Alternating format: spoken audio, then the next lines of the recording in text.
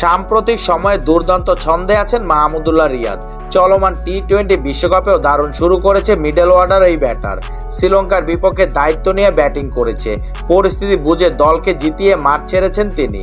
তাই তো তার প্রশংসা করেছে প্রধান কোচ চন্ডিকা হাথুরুসিংহে। মাহমুদুল্লাহর পারফরমেন্স নিয়ে হাথুরু বলেন, আমি সবসময় তার খেলা শেষ করে আসতে পারার সক্ষমতায় মুগ্ধ।